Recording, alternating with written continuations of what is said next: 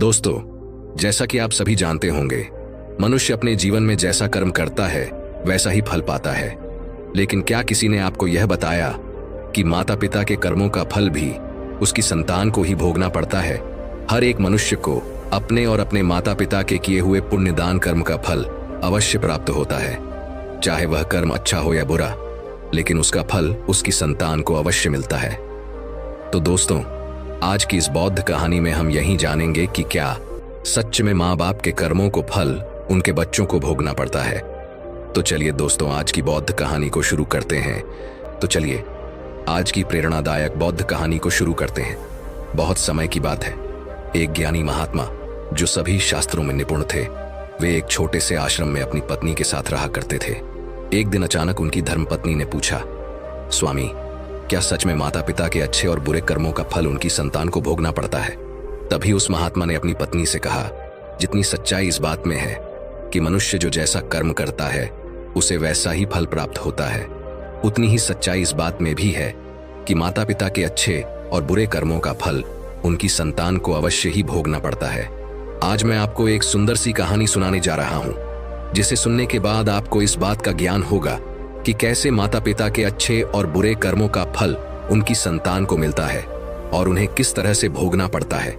फिर महात्मा ने अपनी पत्नी से कहा, हे प्रिय, प्राचीन काल की बात है, एक नगर में एक अत्यंत गरीब व्यापारी रहता था। उस व्यापारी का नाम महेश था, जो किसी तरह से दिन रात मेहनत मजदूरी करके अपने घर परिवार का पालन पोषण करता था। उसे मजदूरी में दिन भर काम करने के बाद 50 रुपए मिलते थे। उसमें से वह कुछ पैसों का रोजाना दान करता था और बाकी पैसों से अपने परिवार का पालन पोषण और घर का खर्च चलता था। इस प्रकार धीरे धीरे कुछ समय बीतने के बाद उसके घर में एक सुंदर पुत्र का जन्म हुआ, जिसका नाम किशन था। उस गरीब व्यापारी महेश के परिवार में अब कुल 3 सदस्य हो गए, दोनों पति पत्नी और एक उसका बेटा। महेश को अब धीरे धीरे अपने बच्चे के पालन पोषण में समस्या होने लगी, क्योंकि इधर प्रतिदिन महंगाई बढ़ती जा रही थी। फिर महात्मा कहते हैं, प्रिय, एक दिन की बात है, महेश के बेटे किशन ने अपने पिता से पूछा, पिताजी, आप रोजाना 50 रुपए कमाते हैं, जिसमें से आप कुछ पैसों को रोज दान कर देते हैं, और थोड़े से पैसों में हम अपना गुजारा कैसे कर पाएंगे? महेश को चुपचाप देखकर उसकी पत्नी ने कहा, बेटा, ऐसी कोई बात नहीं है। तुम्हारे पिताजी रोज 50 रुपए कमाते हैं और वह कुछ रुपए दान कर देते हैं। यह सब दान तुम्हारे लिए ही करते हैं, दूसरों के लिए नहीं। लेकिन वह लड़का इस बात को नहीं समझ पाया, क्योंकि वह बहुत ही छोटा था। महात्मा ने कहा, हे प्रिय, इसी तरह से कुछ समय बीतता गया और वह महेश का बेटा अब धीरे धीरे बड़ा होने लगा। उस बेटे की उम्र 14 वर्ष की हो गई। एक दिन की बात है, जब महेश काम करके शाम के समय वापस अपने घर लौट रहा था, तभी रास्ते में एक काला सांड आया और आकर उस गरीब महेश को मारने लगा। उस सांड के हमले से महेश की वहीं पर मृत्यु हो गई। जब महेश की पत्नी और उसके बेटे को उसकी मृत्यु की खबर मिली तो उन्हें बड़ा दुख हुआ। फिर एक दिन महेश के बेटे किशन ने अपनी माँ से पूछा, माँ, हमारे पिताजी कहाँ चले गए हैं? महेश की पत्नी ने कहा, बेटा, तुम्हारे पिताजी हम सबको छोड़कर यमपुरी में यमराज के पास चले गए हैं। तब बेटे ने कहा, जब पिताजी थे तो रोजाना 50 रुपए कमाते थे और उसी में से 25 रुपए की बचत करते थे। हमारा पालन पोषण उसी 25 रुपयों से करते और बाकी के 25 रुपए दान पुण्य में लगा देते थे। माँ, अब हमारा पालन पोषण कैसे होगा? कैसे हमारा पेट भरेगा? फिर माँ ने अपने बेटे से कहा, बेटा, जिस घर में गरीबी होती है उसका कोई सहारा नहीं होता, उसे सभी दूर भागने लगते हैं। गरीबों का सहारा सिर्फ भगवान है, ईश्वर के अलावा कोई गरीब की सहायता नहीं करता। फिर किशन ने अपनी माँ से कहा, माँ, ऐसा मत सोचो, मैं यमराज के पास जाऊंगा और अपने पिताजी को वापस लेकर आऊंगा। हमारी गरीबी देखकर यमराज को हमारे ऊपर अवश्य ही दया आ जाएगी और वह हमारे पिताजी को मेरे साथ जरूर भेजेंगे। दोस्तों, फिर महात्मा अपनी पत्नी से आगे कहते हैं कि उस छोटे से बच्चे किशन की बात पर उसकी माँ ने ध्यान नहीं दिया। फिर एक दिन की बात है, उस गरीब आदमी महेश की पत्नी अपने किशन बेटे को घर पर अकेला छोड़कर गांव में काम करने के लिए चली गई। उधर उसका बेटा किशन ने मन में सोचा कि मैं यमराज के पास जाता हूँ और अपने पिताजी को लेकर आता हूँ। ऐसा सोचकर वह किशन अपने पिताजी को लाने के लिए अपने घर से चल देता है। उस किशन को चलते चलते काफी समय बीत गया। बहुत ही विशाल बरगद के पेड़ को देखकर उसकी छाया में जाकर बैठ गया। तभी उस बरगद के पेड़ ने इंसानी आवाज में कहा, बेटा, तुम कौन हो और कहाँ जा रहे हो? मेरी छाया में आज तक तुम्हारे जैसा कोमल बालक नहीं आया है। फिर उस किशन ने कहा, मैं एक गरीब आदमी महेश का बेटा हूं। मेरे पिताजी मुझे छोड़ डटकर यमराज के पास चले गए हैं और अब मैं अपने पिताजी को लाने के लिए यमराज के पास जा रहा हूं। उस बरगद के पेड़ ने जब उसकी यह बात सुनी तो उसने कहा, बेटा तू मेरे लिए भी यमराज से एक प्रश्न पूछ कर आना कि मैं कई वर्षों से यहां पर लगा हुआ हूं, लेकिन मेरा एक भी पत्ता जमीन पर नीचे नहीं गिरता है और ना ही मेरी डालियां सूखती हैं। मैं कितने वर्षों तक और यहां पर खड़ा रहूंगा? मैंने अपने पूर्व जन्म में ऐसा कौन सा पाप किया था जिस कारण से मुझे इस योनि से मुक्ति नहीं मिल पा रही है? इसका कौन सा कारण है? तब उस लड़के किशन ने कहा, ठीक है, मैं यमराज से तुम्हारा यह प्रश्न अवश्य ही पूछ कर आऊंगा। महात्मा कहते हैं, हे प्रिय। इतना कहकर वह किशन वहां से आगे चला जाता है। चलते चलते रास्ते में उसे एक इच्छाधारी सर्प मिला। उस सर्प को देखकर किशन डर के मारे रोने लगा और वह सर्प इंसान की आवाज में बोलने लगा, बेटा तुम मुझसे डरो मत, मुझे इतना बताओ कि तुम कौन हो और ऐसे भागे फिरे कहां जा रहे हो? वह किशन हिम्मत रखते हुए उस सर्प के पास गया और हाथ जोड़कर कहने लगा, हे सर्प, राज मैं गरीब आदमी महेश का बेटा हूं और मैं यमराज के पास अपने पिताजी को लाने के लिए जा रहा हूं। उस सर्प ने कहा, बेटा तुम यमराज से मेरा एक प्रश्न पूछ कर आना। मैं कई वर्षों से यहां पर पड़ा हुआ हूं, मेरे से अब चला भी नहीं जाता। मेरे शरीर में इतनी भी जान नहीं है कि मैं थोड़ा सा भी चल फिर सकूं।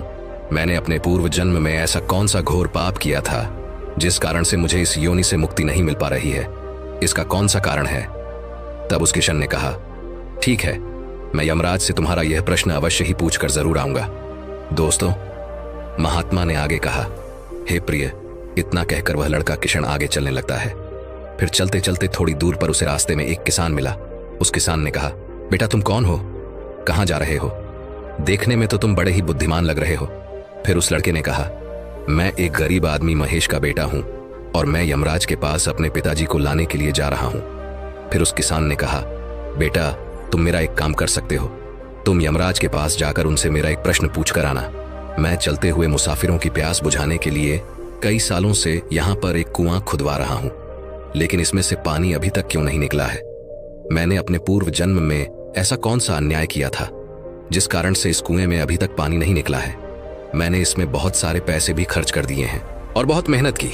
आखिर इसका क्या कारण है जिससे कुएं में पानी नहीं निकल रहा? उस लड़के किशन ने कहा, ठीक है, मैं यमराज से तुम्हारा यह प्रश्न जरूर पूछ कर आऊंगा। दोस्तों, महात्मा ने कहा, हे प्रिय। इतना कहकर वह लड़का किशन वहां से आगे की ओर चलने लगा। चलते चलते रास्ते में उसे एक बहुत बड़ा तालाब मिला। फिर वह किशन तालाब के किनारे पर गया और पानी पीने लगा। तभी उस तालाब से तैरती हुई एक बतख आई और कहने लगी, बेटा तुम तो बड़े कोमल स्वभाव के दिखते हो, लेकिन तुम इस वक्त कहां जा रहे हो? तब उस लड़के किशन ने कहा, मैं गरीब आदमी महेश का बेटा हूं और मैं यमराज के पास अपने पिताजी को लाने के लिए जा रहा हूं। दोस्तों, महात्मा ने कहा, हे प्रिय। उस लड़के की बात सुनकर उस बतख ने कहा, बेटा तुम यमराज से मेरा एक प्रश्न पूछ कर आना। कई वर्षों से मैं इस तालाब में भटक रही हूं। 7 पीढ़ियां गुजर गई हैं, परंतु मैं अभी तक इसी तालाब में रह रही हूं।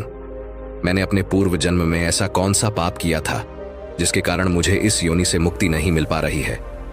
इसका क्या कारण है?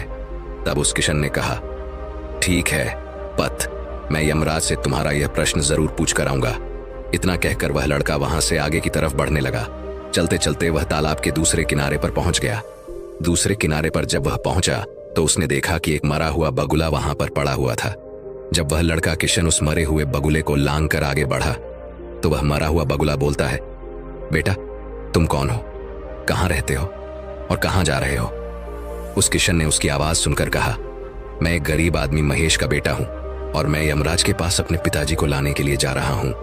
उस बगुले ने कहा, तुम यमराज से मेरा एक प्रश्न पूछ कर आना। मेरा शरीर कई वर्षों से इस तालाब के किनारे पर ही पड़ा हुआ है। कभी पानी की लहर आती है तो मेरा शरीर तालाब के अंदर चला जाता है और पानी की लहर से वापस बाहर निकलकर किनारे पर आ जाता है। ना तो मेरा शरीर गलता है और ना ही सड़ता है। इतने सालों से जैसे का तैसा ही है। मैंने अपने पूर्व जन्म में ऐसा कौन सा पाप कर्म किया था जिसके कारण मुझे इस शरीर से मुक्ति नहीं मिल पा रही है, और इसका क्या कारण है? उस किशन ने कहा, ठीक है, बतख में यमपुरी में जाकर यमराज से तुम्हारा यह प्रश्न अवश्य ही पूछ कर आऊंगा। महात्मा ने कहते हुए कहा, हे प्रिय। इतना कहकर वह लड़का किशन वहां से चलने लगा। और वहां से चलते चलते यमपुरी में पहुंच गया। वहां पहुंचकर यमराज के चरणों में प्रणाम किया और हाथ जोड़कर कहने लगा, हे यमराज जी, मेरे पिताजी कहां पर हैं? मैं अपने पिताजी को यहां से लेने के लिए आया हूं, क्योंकि जब मेरे पिताजी घर पर थे तो वह प्रतिदिन रुपए कमाते थे, जिसमें से 30 रुपए तो दान कर देते थे और कुछ रुपयों में से हम लोगों का पालन पोषण करते थे। लेकिन अब मेरे पिताजी घर पर नहीं रहते, उन्हें आपने अपने पास बुला लिया है, तो मैं और मेरी माँ भूखे मर रहे हैं। आप उन्हें जल्दी से मेरे साथ हमारे घर पर भेज दीजिए। दोस्तों, महात्मा अपनी धर्मपत्नी से कहा, हे प्रिय। फिर यमराज ने उस किशन की बात को सुनकर कहा, ठीक है, मैं तुम्हारे पिताजी को घर पर भेज दूंगा, पहले तुम यहां पर शांत मन होकर बैठो। यमराज ने उस लड़के किशन को अपने पास में बिठाया और उसको अच्छे से भर पेट भोजन कराया। भोजन कराने के बाद पूछा, हे वत्स, तुम्हें और क्या चाहिए? फिर उस किशन को रास्ते में जो भी मिले थे उनके प्रश्न यमराज जी से पूछे। यमराज ने उन सभी के प्रश्नों का उत्तर दिया और कहा, बेटा किशन, तुम जाते समय उन सबको उनके उत्तर अवश्य ही बताना।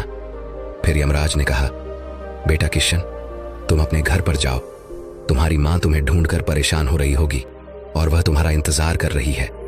तुम्हारे पिताजी तुम्हारे घर जल्द ही पर पहुंच जाएंगे। फिर वह लड़का किशन यमराज जी को प्रणाम करके वहां से वापस अपने घर के लिए चलने लगा। चलते चलते रास्ते में सबसे पहले उस किशन को वही मरा हुआ बगुला मिला जो तालाब के किनारे पर पड़ा हुआ था। उस लड़के को देखकर वह मरा हुआ बगुला कहने लगा, बेटा किशन, क्या तुमने यमराज से मेरा प्रश्न पूछा था? तब उस किशन ने कहा, हाँ बगुला, मैंने यमराज से तुम्हारा प्रश्न पूछा था। यमराज ने कहा कि तुम पहले बहुत बड़े विद्वान और ज्ञानी थे, परंतु तुमने किसी को भी अपना ज्ञान नहीं बताया। अब मर गए हो, वह ज्ञान तुम्हारे अंदर ही अंदर कचोट रहा है। जब तक तुम अपना ज्ञान किसी को नहीं बताओगे, अपनी ज्ञान की महानता नहीं दिखाओगे, तब तक तुम्हारी आत्मा को तृप्ति नहीं मिलेगी। दोस्तों, महात्मा कहते हैं, हे प्रिय। फिर उस मरे हुए बगुले ने कहा, बेटा किशन, अब ऐसी हालत में भला मेरे पास ज्ञान लेने के लिए कौन आएगा? अब एक ही उपाय है, तुम मेरे ज्ञान को ले लो और लोगों तक पहुंचा देना। फिर उसने उस लड़के को जितना भी उसके पास ज्ञान था वह सारा ज्ञान उस लड़के किशन को दे दिया और ज्ञान देने के बाद तुरंत ही उसकी आत्मा को मोक्ष की प्राप्ति हो गई। फिर वह किशन आगे की ओर चलने लगा। चलते चलते उसे वहीं बतख मिली। बतख ने कहा, बेटा किशन, क्या तुम यमपुरी से लौट कर आ गए? तुमने यमराज से मेरा प्रश्न पूछा था। उस किशन ने कहा, हाँ यमराज से मैंने तुम्हारा प्रश्न पूछा था। उन्होंने कहा कि तुम्हारे अंदर पिछले जन्म में बहुत सारा अमृत भरा हुआ है। जब तक तुम इस अमृत को किसी को नहीं दोगी, तब तक तुम ऐसे ही व्याकुल तड़पती रहोगी। बतख ने कहा, बेटा किशन, अब कौन आएगा मेरा अमृत लेने के लिए, इसलिए तुम ही मेरा अमृत ले लो। फिर बतख ने अपना अमृत उस किशन को दे दिया और बतख ने जैसे ही किशन को अमृत दिया, वैसे ही उस बतख की आत्मा को मोक्ष की प्राप्ति हो गई। इसी तरह से वह लड़का किशन वहां से आगे बढ़ा। कुछ दूर चलते चलते रास्ते में उसे वही किसान मिला जो मुसाफिरों के लिए कई सालों से कुआं खुदवा रहा था। उस किसान ने जैसे ही उस किशन को देखा तो बड़े प्रेम से उदास मन लिए हाथ जोड़कर किशन से कहने लगा, बेटा, क्या तुमने यमराज से मेरा प्रश्न पूछा था या नहीं? उस किशन ने कहा, हाँ पूछा था। यमराज ने कहा कि आपके घर में एक जवान कन्या कुंवारी बैठी हुई है। जब तक आप उस लड़की का विवाह नहीं करोगे और कन्यादान नहीं करोगे, तब तक कुएं से पानी नहीं निकलेगा। पहले जो तुम्हारा कर्तव्य है, कर्म है, उसे पूरा कर लो। जो ईश्वर ने तुमको जिम्मेदारी सौंपी है उस पर ध्यान दो। पहले आप कन्यादान करो, उसके बाद इस कुएं को खुदवा। फिर उस किसान ने कहा, बेटा किशन, मैं अपनी लड़की के लिए लड़का कहाँ ढूंढने के लिए जाऊंगा? तुम मुझे बहुत ही सीधे साधे स्वभाव के बालक दिख रहे हो, इसलिए बेटा मैं चाहता हूं कि तुम ही मेरी लड़की से विवाह कर लो। महात्मा कहते हैं, हे प्रिय। फिर उस किसान ने अपनी प्यारी सी कन्या का विवाह उस किशन के साथ कर दिया। फिर किसान ने अपनी लड़की को बहुत सारा धन देकर किशन के साथ विदा कर दिया। इस तरह से वह किशन अपनी पत्नी को लेकर फिर आगे चलने लगा। फिर उसे रास्ते में वही विशाल बरगद का पेड़ मिला जिसकी छाया में उसने विश्राम किया था। उसने पूछा, बेटा किशन, क्या तुमने यमराज से मेरा प्रश्न पूछा था? उसने कहा, हाँ पूछा था। यमराज ने बताया कि पूर्व जन्म में तुम्हारा काम स्कूल में बच्चों को शिक्षा देना था। तुम्हारा स्थान एक गुरु का था, तुम्हें लोगों तक ज्ञान पहुंचना था, लेकिन तुमने अपने लक्ष्य का, अपने पद का सही तरीके से इस्तेमाल नहीं किया। तुम ज्ञान शिक्षा देने के बदले में छोटे छोटे बच्चों से अपना काम करवाते थे और उन्हें अच्छी तरह ज्ञान का उद्देश्य नहीं देते थे।